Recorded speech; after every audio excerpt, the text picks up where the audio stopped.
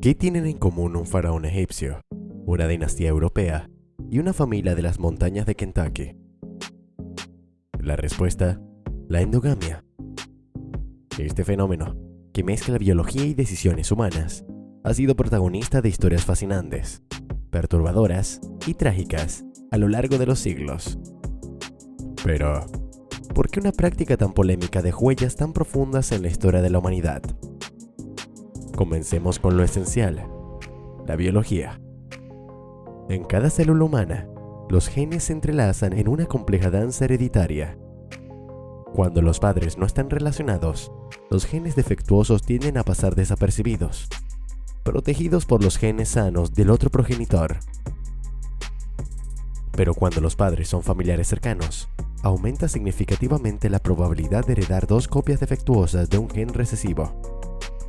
El resultado: condiciones genéticas que pueden cambiar la vida de una persona, y a veces, el destino de una familia o incluso de un reino. En el Antiguo Egipto, donde los faraones eran venerados como descendientes directos de los dioses, la endogamia no solo era aceptada, sino que se consideraba un mandato sagrado. Era una práctica destinada a preservar la pureza de su linaje divino y mantener intacta la conexión con los dioses. Tutankamón, uno de los faraones más emblemáticos de la historia, se convirtió en un ejemplo trágico de las consecuencias de esta tradición.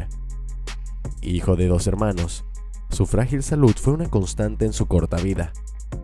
Aquejado por dolencias físicas severas, como necrosis ósea y un sistema inmunológico debilitado, enfrentó múltiples dificultades que lo limitaron tanto.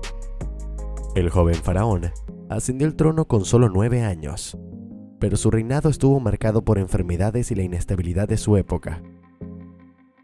Murió a los 19 años, dejando un legado que incluye su icónica máscara funeraria de oro, símbolo de su reinado y de la magnificencia del Antiguo Egipto. Sin embargo, su historia también es una advertencia sombría sobre los Rie.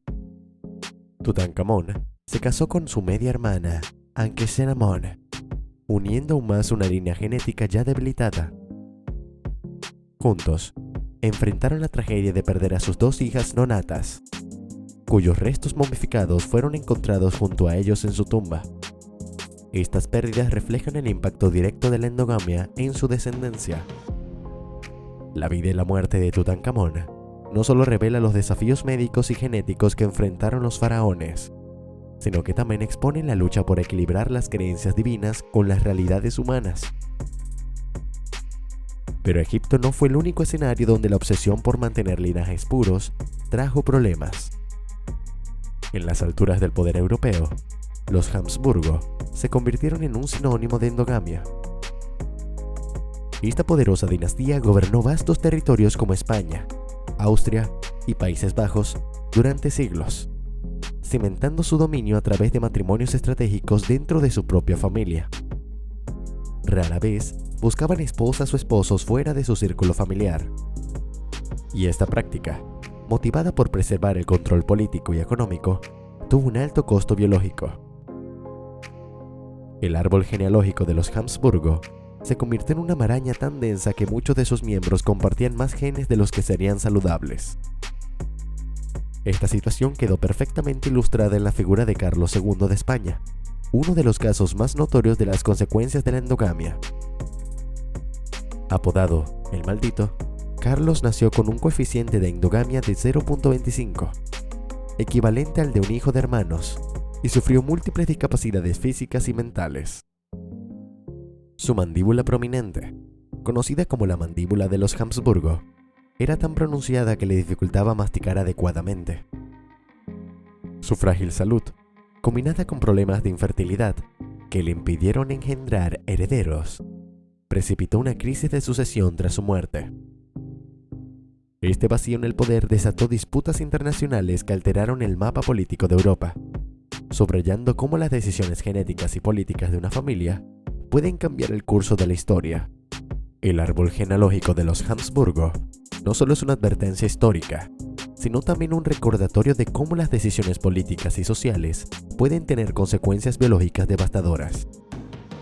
Pero no es necesario mirar a las grandes dinastías para encontrar ejemplos sorprendentes de endogamia. En los remotos y escarpados valles de Kentucky, Estados Unidos, una familia conocida como los Fugate se convierte en un caso único y fascinante dentro de la genética humana. Este linaje vivió marcado por un rasgo extraordinario, una piel de tonalidad azulada que desafiaba la lógica y despertaba la curiosidad. Este extraño fenómeno fue causado por una condición genética hereditaria llamada metahemoglobinemia, una enfermedad rara que altera la oxidación de la sangre y produce un color azulado tanto en la piel como en las mucosas. Debido al aislamiento geográfico de los Fugate y las limitadas opciones para encontrar parejas fuera de su comunidad, los matrimonios entre miembros de la misma familia se volvieron comunes. Esto perpetuó el gen recesivo responsable del peculiar tono de piel, haciendo que el rasgo distintivo se transmitiera de generación en generación.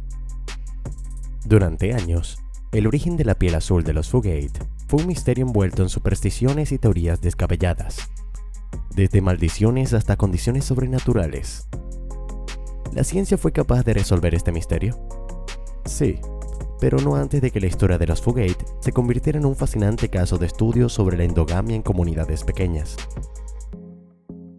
No fue hasta la década de 1960 cuando los científicos, liderados por un hematólogo llamado Madison Cowan, lograron desentrañar la causa exacta. A través de análisis detallados y pruebas genéticas, descubrieron que la acumulación de metahemoglobina en la sangre era el origen del fenómeno. Hoy en día, los Fugate son recordados no solo como un caso clínico fascinante, sino como un ejemplo vivido de cómo el aislamiento social y la endogamia pueden moldear de manera única a una comunidad. Sin embargo, la endogamia no siempre fue el resultado de aislamiento o superstición. En Europa, la reina Victoria y el príncipe Alberto, primeros hermanos, contrajeron matrimonio con la esperanza de consolidar alianzas políticas y mantener la paz entre las casas reales. Pero este enlace trajo consigo un regalo genético no deseado: la hemofilia. Esta enfermedad, que dificulta la coagulación de la sangre, se propagó entre las familias reales europeas, debilitando a líderes claves como el zarevich Alexei Romanov. Alexei, el único heredero varón del zar Nicolás II de Rusia, era tan enfermizo que su fragilidad contribuyó a la inestabilidad política que culminó con la caída de la dinastía Romanov. La conexión entre genética y poder político no se limita a la historia. Hoy en día, aunque la endogamia ha disminuido en muchas partes del mundo, sigue presente en algunos contextos culturales. En Pakistán, por ejemplo, los matrimonios entre primos son comunes debido a razones religiosas y tribales. Sin embargo, el costo genético es alto.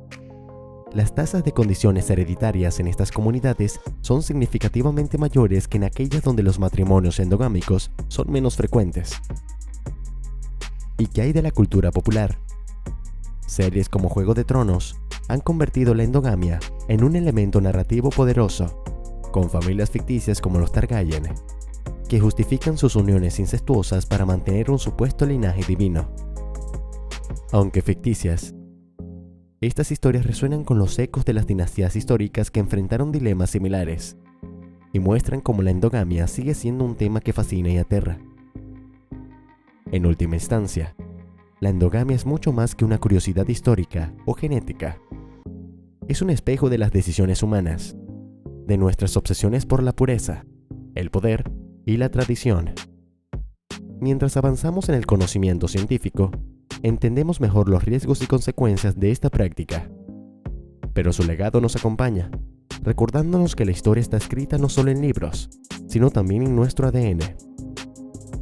¿Qué otros secretos genéticos podrían revelar el estudio del pasado? Y más importante aún, ¿cómo podemos usar este conocimiento para construir un futuro más saludable y equilibrado?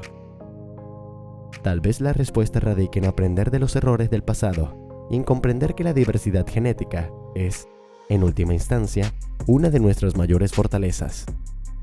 Si te quedaste hasta el final, es porque sientes la misma pasión que nosotros por esos ecos de la historia que siguen resonando en el presente. Suscríbete y únete a nuestra comunidad de buscadores, curiosos y exploradores de esos momentos que pocos conocen, pero que cambiaron todo. Dale a me gusta y comparte este video con otros, porque la historia sigue viva en cada detalle que descubrimos juntos. Hasta la próxima y recuerda, La historia esconde secretos. ¿Te atreves a descubrir el siguiente?